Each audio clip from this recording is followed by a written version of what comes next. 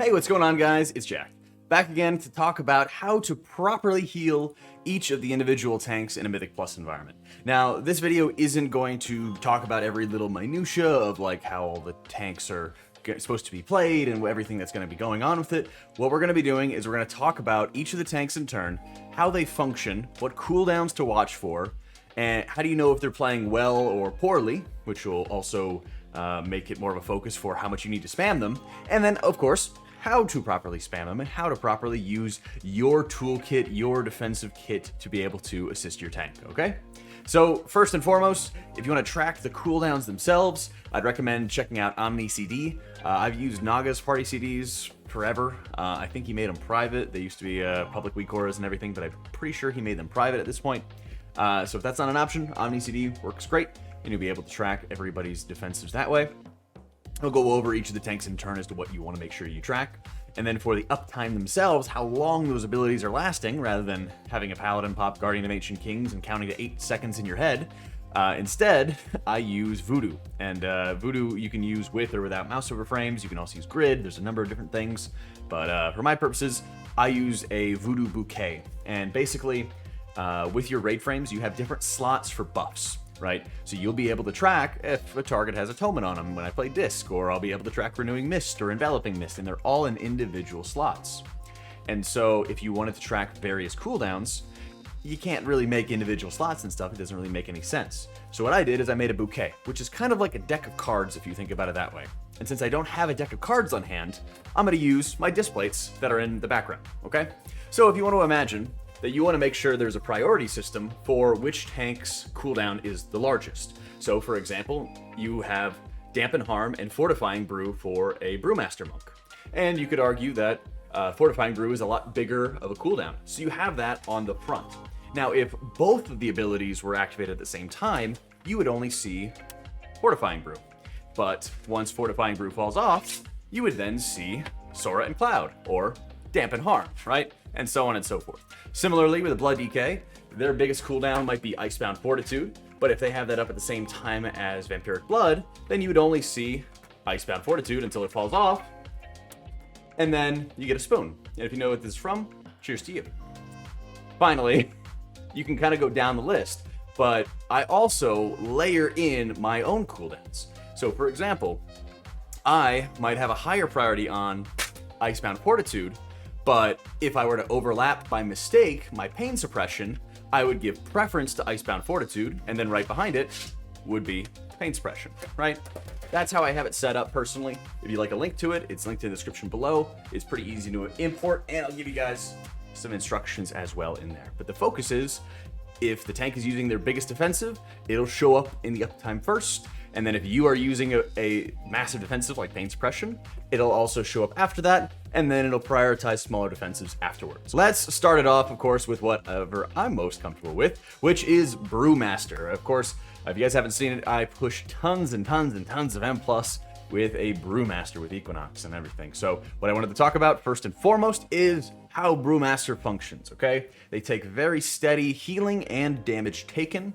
And it's sort of like an escalator down, but an elevator up in terms of their damage intake, all right? They will kind of chunk down, and then you can very quickly top them off thanks to their Celestial Fortune. It basically replicates healing that they do to themselves and that they receive from other people. So if you need to bomb the tank, they can actually pump up really rapidly in terms of their health, okay? Overall, the big CDs you gotta watch for, of course, are going to be Celestial Brew. It's a 1 minute, very large shield that can absorb just a bunch of damage, right? You have your very lengthy defensive and Fortifying Brew. And while Fortifying Brew will be like, oh yeah, 20% damage reduction, increase some HP on the surface, right? You also want to keep in mind that the very nature of Brew is about the shuffle. They elongate, they spread out that damage taken. So even if they have, tons of stacks, for example, of damage taken from, the Peckers or something in the other side, and all the birds have been killed off, and you just have to deal with like the little gremlins or something like that, or you deal with the dragon or something along those lines. They might still have a lot of stagger taken from those pecks that they've received, and then you still have to continuously be healing them until they're able to clear, right? Being able to track, of course, the stagger level that they're going to be taking, and paying particular attention to when that level changes from, you know, green to yellow to red is also really important. If you see frequent clears getting out of red into green or yellow, keep in mind they're cleansing it with their brews, and brews are always going to be a limited quantity. So if you see it in very quick succession and they're taking almost no damage, that might mean that they're using their brews very aggressively, and then when they run out, they'll need tons of healing and support. So watch for how quickly they're clearing out any of those debuffs, all right? Damage reduction, when you want to put damage reduction or you want to bomb healing onto your tank, you need to make sure that you're doing it on the middle or back end of dots or damage that they're taking, okay? And what I mean by that is, if you have something like Mordretha, she has just this insta scythe giga burst damage, right? Yeah, you want to pain sub that before it hits, right? But if you go into Lord Chamberlain in Halls of Atonement, the dot damage that he deals lasts like 18 seconds or 15 seconds. It's a very long time, right? But it's not front loaded. It is staggered over time, and it's going to keep on ticking away. So what you want to do is you want to heal through the first 5-6 seconds and then drop Pain Suppression or Guardian Spirit or whatever damage reduction or healing cooldown that you can put into your tank to then maximize the damage reduction for red stagger and the dot damage that they are taking, right?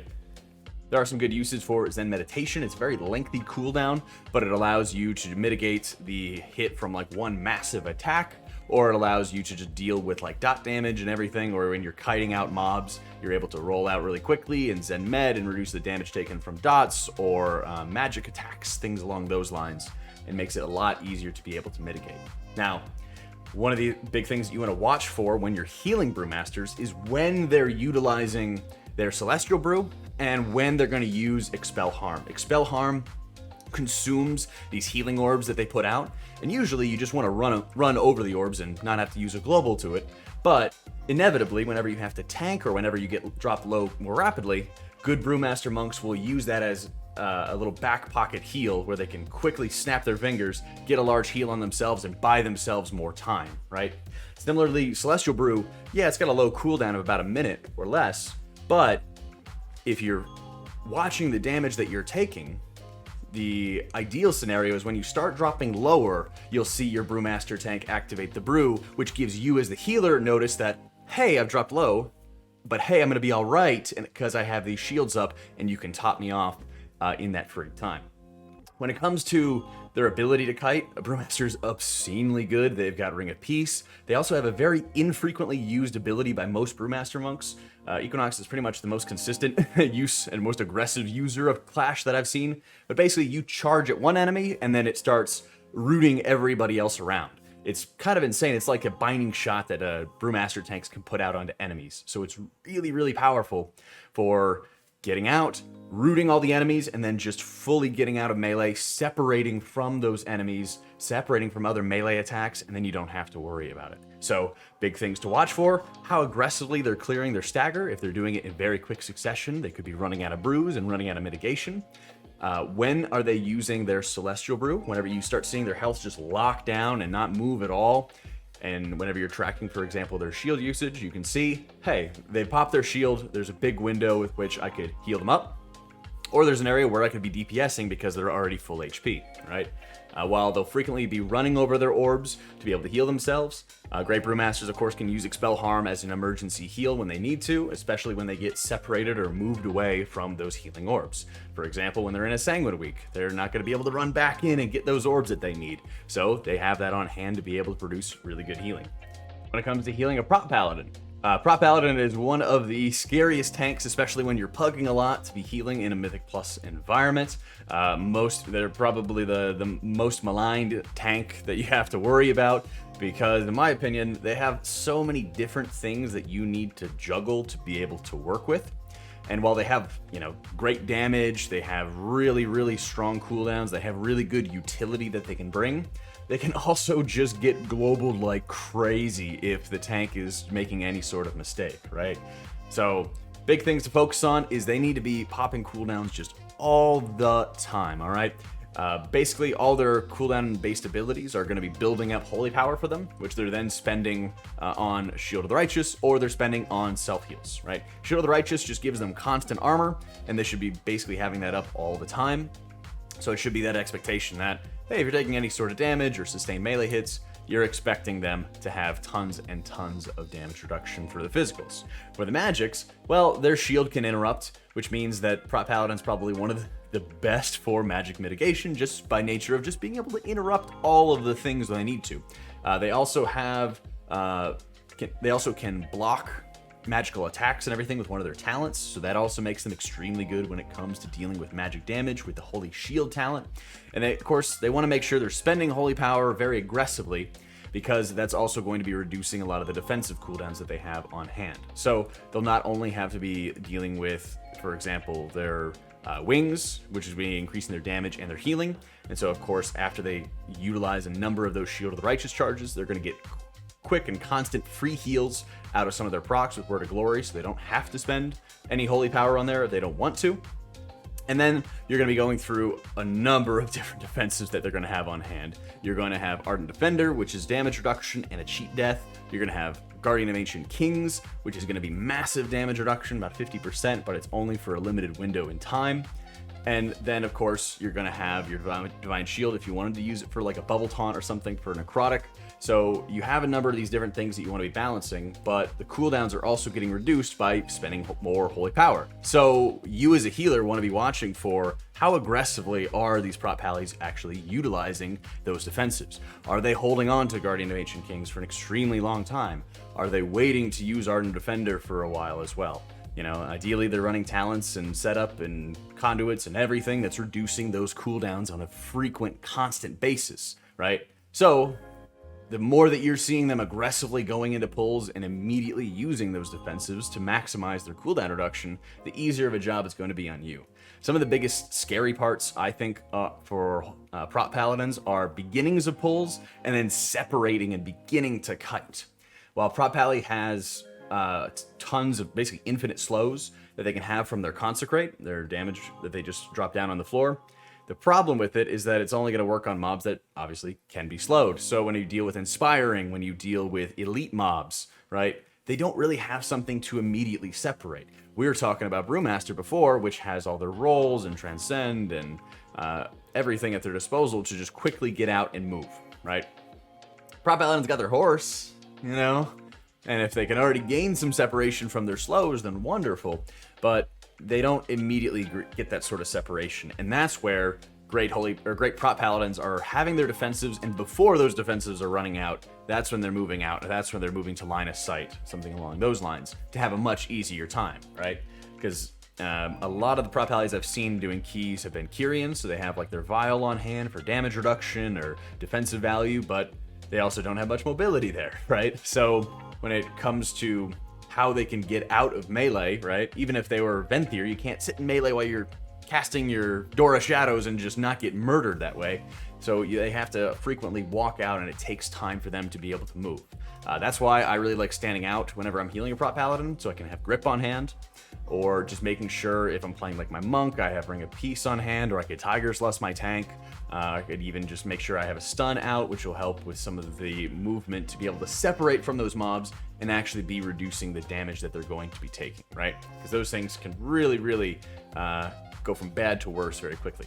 Most of the Prot Pallies that I've seen that have died or had struggles or anything like that are overlapping a lot of cooldown usage, where they might bust out, for example, their Ardent Defender and Guardian of Ancient Kings and everything like that, and then suddenly they're out of cooldowns, or they're not properly managing their holy power, so they're overcapping SOTR uptime. I think that's what's happening, at least to them, because then they just run out, and then it seems like for whatever reason they're just not having any sort of defensive on hand, and then they just melt, right? When they wait too long in melee before they separate from the pack, before they disengage from the enemy and start kiting, that's when they melt, right?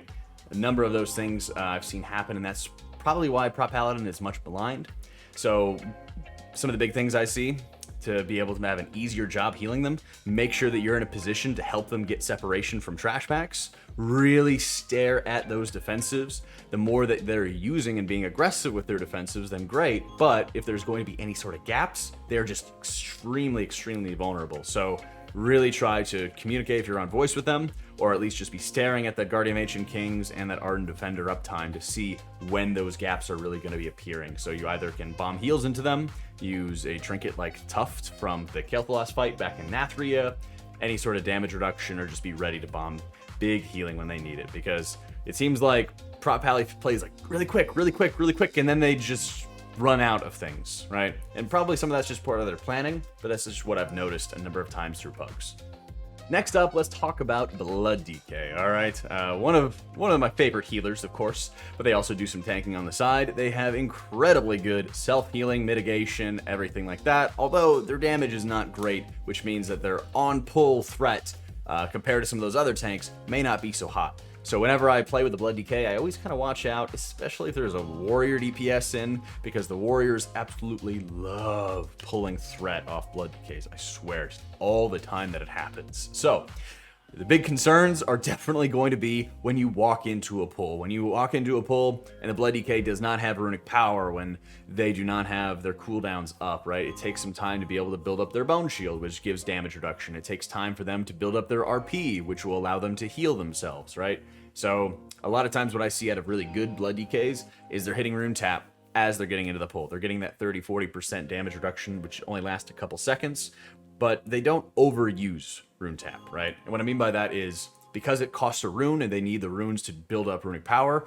they often get more by dealing damage, and they generally want to get more runic power and get more healing rather than worry too much about getting a small bit of uptime on damage reduction, right? Unless there's obviously like one really big hit. So first and foremost, always be tracking their runic power. Always, always, always, okay? So what I like to do is I like to make sure that, you know, I can bomb heals when I need to, but if I'm playing like Holy Priest, for example, I will really seriously hold on to my Serenity and my Guardian Spirit for very crucial moments, right? So if you're having a tank who's just dying with RP up, then they're either kiting and not line of sighting, they're getting hit by like wicked bolts or something like that, or they're doing something very wrong. So you always want to make sure when you're watching that runic power, when you start seeing it go down, they're burning it on death strikes to be able to put up a ton of healing onto themselves. And what I like to do is after that death strike happens, they make a little bit of absorb to themselves. So if they're not topped from the death strike plus absorb, that's when I'll start pushing more healing and focusing more healing. Or when I see that they're trying to build up their runic power, one of the big things that I see, I'm not sure if it's just a guide thing or what, but almost all Blood DKs, they love to just build up the runic power until they drop, you know, extremely, extremely low, which is great efficiency, sure. So you'll start seeing the spiky Blood DKs and everything, but as long as they keep an eye on what they're doing, they're 100% okay. So what I like to do is I like to help mitigate some of their concerns by pushing a lot of healing in the 50 to 90% HP range, assuming that they have that runic power on hand, you know? Yeah, you could ignore them and everything like that if they have runic power and they're just building it on their own, but what I like to do is I like to give them a lot of time. I like to really start stressing the time that they have on hand to be able to build up the resources so that not only they can heal themselves for the pack that you're currently on, but they can also run into the next pack with even more resources on hand than they would otherwise have, right? So big things to watch for, of course, when they're using Icebound Fortitude, when they're using Vampiric Blood. I like to make sure I desync something like Guardian Spirit, which is basically Vamp Blood in and of itself, minus the HP gains. So with that, you can just make sure that you're saying, okay, well, they're healing themselves more when they have Vamp Blood up. Now I'll just give them the Guardian Spirit because Vamp Blood's gone, and then we're going to be in great shape, right? They do have, like I said, some magic mitigation with AMZ and AMS. Their parry, like when they're actually receiving melee hits, are always really strong thanks to Dancing Rune Weapon. And I think they have the Legendary that also can increase its uptime and increase its value as well. So you have a lot of really good self-healing resources at your disposal as a Blood DK. And so as a healer, I always watch to make sure that I give them enough room to build up just their runic power the entire time so that they have a lot more agency, buzzword, so that they can have a lot more agency as to when they need to actually pop those cooldowns for the best value. Their separation from trash mobs is extraordinarily poor. They can drop their death and decay, their ground effect for just a really heavy slow that decays over time, but they don't really have anything that just leaps them out of melee when they need to, that gets behind a wall that allows them to be able to get out of combat. They also can't heal themselves unless they're actually hitting something. So along those lines, being able to identify if they need to heal something, heal off of something, if they grip something to them and they start hitting it, you should not shadow or death that. You should not try to execute that. You shouldn't try to do anything to that mob, because the DK needs that mob to continue healing themselves. I see it a lot with some of the Gargan pulls in Halls of Atonement, where they'll grip like a Huntmaster, and they'll start just beating on the Huntmaster so they can heal themselves and generate resources before they go fight Gargans again. And so that's a great window for you to just ignore that mob, keep on dotting up and attacking the Gargans, and letting the DK build his resources. So giving them a buffer, desyncing your cooldowns. So for example, using Paints Up outside their IBF window when IBF is on cooldown, when they have a couple different bleed stacks in particular. If they're taking magic damage, if you're pulling, for example, like the Collectors and Obliterators in Halls of Atonement, when you have to deal with just constant magic damage in something like maybe DOS, if there's just constant, pools of magic falling all over the place, you have to deal with the caster mobs going towards Hakar. Those are a number of different situations to really watch for, and that you can jump on that tank, give them extra breathing room to be able to work with, and then allow them to just do all the rest of the work. Now, when we start talking about Vengeance Demon Hunter, I've seen some extraordinarily tanky builds, and I've seen some high damage builds where they're a lot more spiky, but at the end of the day, it always comes down to when Metamorphosis is up and how frequently that you're going to be looking at that sort of uptime, right? Some of the best tanks that I've seen from VDHs have been those who are really doing a great job of maximizing when they're getting Metamorphosis, both from their Fell Devastation, as well as when they're popping it naturally, and of course they have the Cheat Death, which will also automatically proc their meta when they need it. So being able to start bouncing around all of those timings is always going to be very important. And when they don't have that uptime, how they use their sigils are always going to be big, right? Going into caster heavy packs and being able to silence all those mobs for an extended period of time. Waiting until target, for example, if you have like 2 or 3 targets, waiting until everybody's used their kicks and then popping the sigil. But if you need to gather up a lot of the casters, being able to cycle between the silent sigil to mass interrupt everything. If they're still alive, then using fear sigil to be able to add another interrupt to the mechanics. And then you have your grip sigil to be able to grab everything in together and be able to start mixing all of those around. And when you need to utilize them, they're there for you. Some of the great tanks I've seen who've also just been able to quickly disengage and separate from trashbacks. Of course, you have your leap, which is fantastic for getting in or out of the pulls. That way, you're not having anybody casting on you or dealing excess melee damage to you while you're trying to run around and grab everything. For example, like a Prot Paladin or a Blood Decay or something like that is taking extra melee hits as they're rounding up all these mobs together, whereas VDH is bounced on top of you, dealt some damage, and already bounced away and is working on the next pack, and everything's being brought into one particular point. And that really helps you as a healer keep in mind when they're going to start needing those defensives and when they're going to start needing the extra healing that's on hand. I would say Vengeance Demon Hunter for me is probably the harder one to track a lot of their different resources based off like their fury and when they're going to be healing themselves and when they're consuming souls and soul bomb and everything like that. But I'd say the biggest things I like to watch for is obviously Metamorphosis, their Demon Spikes as well for when they actually are going to have some parry up. And then from there, I like just to be able to track their Fury. For them, they never really have too much trouble of being able to get away from those trash packs. So I'd say most frequently, they're one of those straightforward tanks where, yeah, if they're low, they're going to be the time where you need to bomb them because they do have a lot of control on hand. But once those cooldowns obviously start slacking off, that's when you're expecting the kite, that's when you're expecting the movement. And I'd say from like a pug perspective, Vengeance Demon Hunters are probably some of the most solid that I have on average because, well, they don't have anything, so they just leave. And the second that they don't have anything, they can just bounce out immediately, wait for more healing, and then be able to do their own thing, right? The best ones, of course, like I said, are always going to be using their sigils very aggressively and be, the masters really kiting when they absolutely need to, right? Fiery Brand, of course, being able to spread that around to various targets. It's really weird when you have just such a large quantity of the targets on hand because it's not gonna, it doesn't seem, at least from a healer perspective, that it's spreading to just everything constantly. It's just like, well, yeah, they might take a little bit less damage or something, but when you have like 20 birds all at the same time, it's still going to be a lot that you have to watch out for. But thankfully, like I said, they can disengage and get away from the mobs very quickly. So being able to assist if you need to with some extra slows are always going to be really helpful.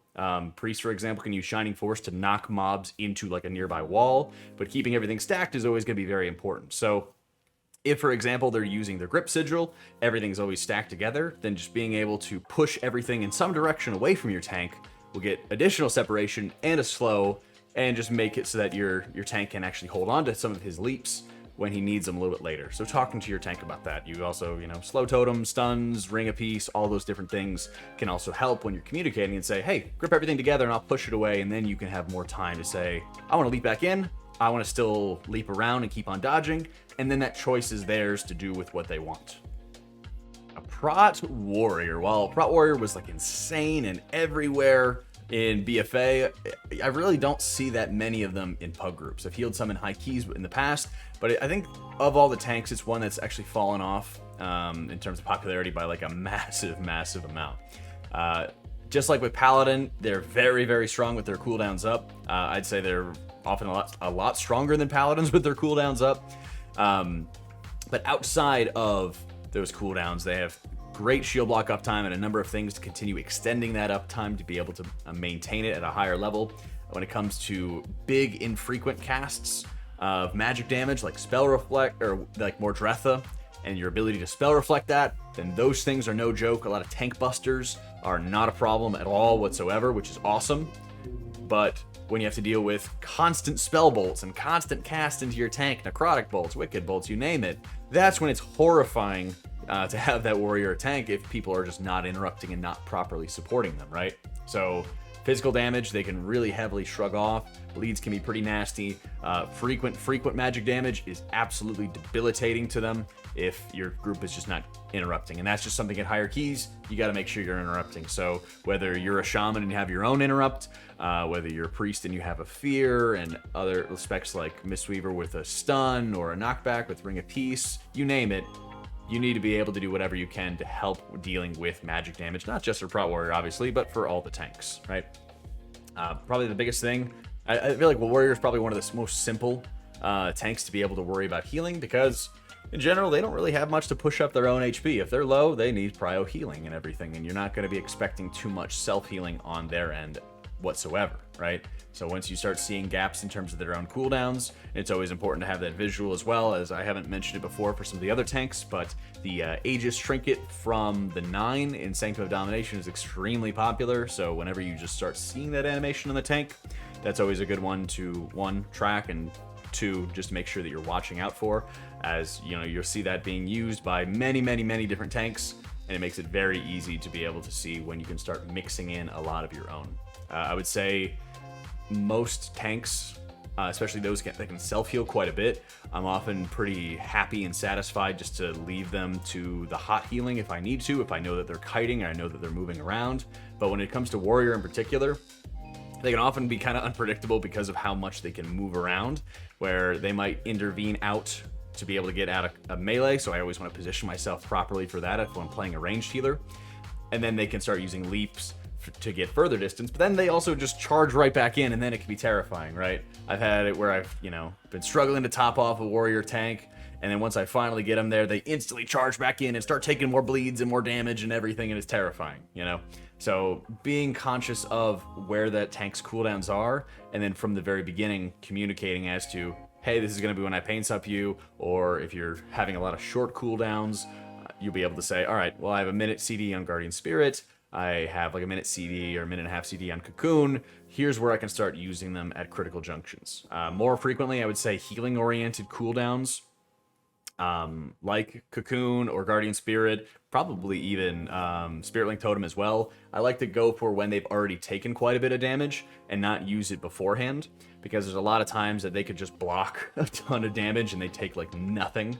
But when you start seeing them already low, the GS can act as a cheat death. The Cocoon gives you a little bit of additional time to top them off. The Spirit Link, again, gives you more time to be able to stabilize those health pools so that you actually have a bit of time. You have that gap ahead of you so that you have room to be able to work with. And that's what I think Prot Warrior really needs, is just room to be able to heal them in between that damage. How they move, how they're able to kite, And of course, they have pretty good slows on hand already, since Thunderclap will root them slightly and then also give a little bit of a slow to them. So if you're able to layer on extra slows when they're actually outside of melee, that's always going to be great help. But they also just deal a lot of damage, so you don't always need to worry too terribly much about that.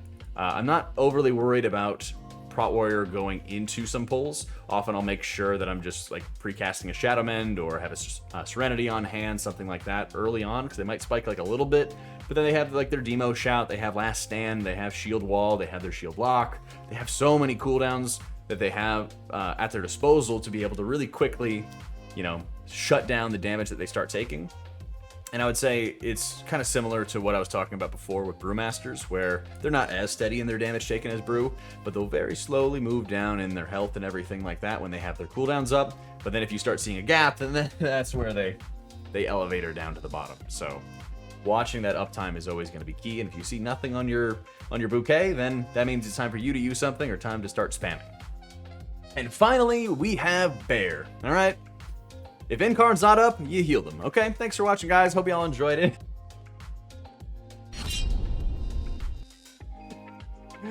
Okay, but seriously, Bear, when an Incarn's up, oh my gosh, you just don't need to worry. It's fantastic. So make sure, of course, you're keeping an eye on Incarn for your Bear. It makes life very, very easy. You can see it on their player frame as well. They just don't take any damage. It's wonderful. As a healer, it's wonderful. It's like a Blood Decay with full runic power, except the health doesn't move at all, you know?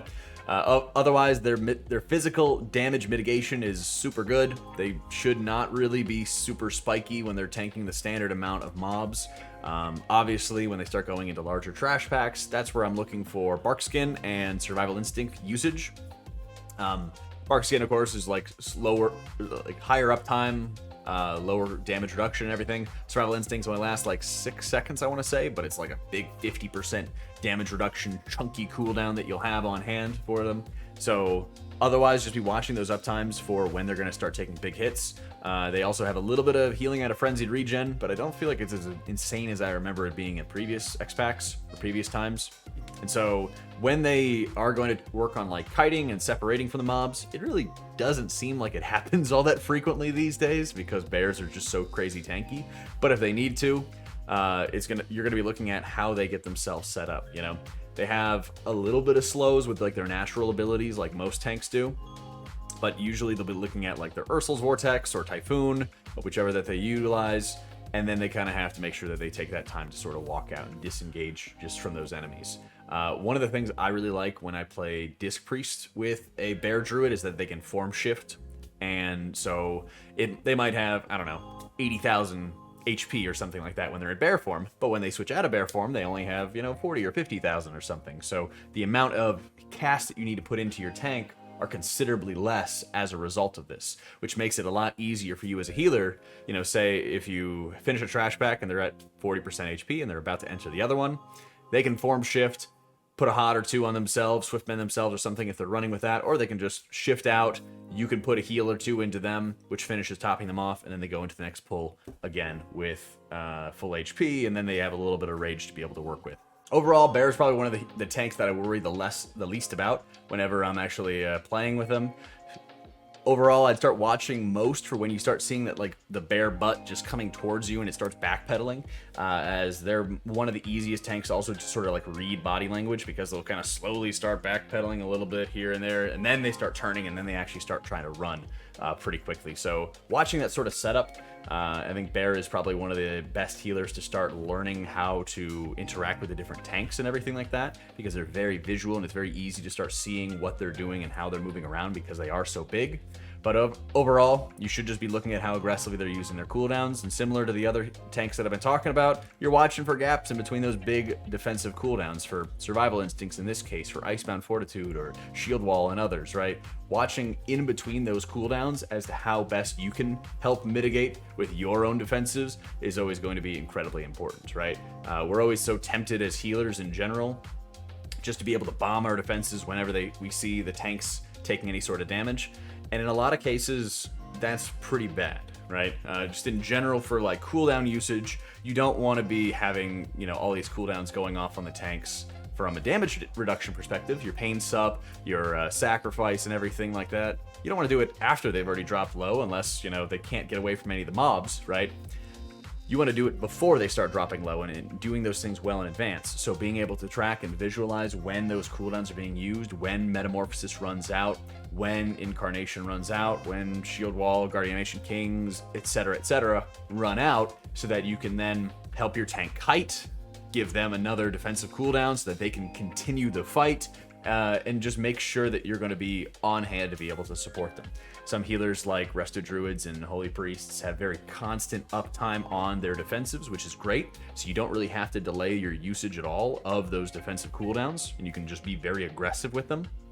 While others, with Pain Suppression, Barrier, whenever you do end up using Spirit Link Totem, whether it's to help the tank or whether to help the group, you know, even Sacrifice at a 2-minute cooldown can be kind of a wide gap depending on how much you're chain pulling pack after pack after pack. So being able to stretch those things out. The number one way, of course, is going to be able to just talk to them over Discord, but whenever you're pugging, you don't always have that luxury, or you may not want to, and I don't blame you. So being able to track them and start watching as to what they're doing is always going to be very important. All right. Be on hand with the various tanks for helping them get separation from those trash packs, be able to start kiting, right? Make sure they're not taking tons of melee strikes going into it, you know? Granting them movement speed with things like Tiger's Lust, with grips, right? I don't really put down feathers on myself, but usually it's just grip as a priest. Those things can also be extremely, extremely helpful. And then, like I said, communication is always going to be the best, even if it's something as simple as saying, hey, I'm going to use Pain Suppression on you in the first pull, right? Or, hey, whenever I drop Barrier, try to stay in it because it's a lot of damage reduction. All those things can add up to be able to help your tanks, and all of them can help make your run more successful, because no matter what healer that you're playing, you can do high keys, you can be very successful with high keys, and most of chesting really high M+ is built off the back, primarily, of execution of those strategies. Having a good route, but also being able to execute it properly. Yeah, you know, healer damages are wonderful and all, and this is probably a little bit of a rant for another video, but if you can't execute properly from the beginning, you're not going to get anywhere. So I hope this helps. If you have any other questions, feel free to leave them in the comments down below. Otherwise, let me know if I missed anything, or if there's some more depth. If some of you tank mains can also give some more depth as to how we as healers can help you, that would be lovely as well. Thank you so much for watching, guys. Hope you all enjoyed it, and I'll catch you all next time.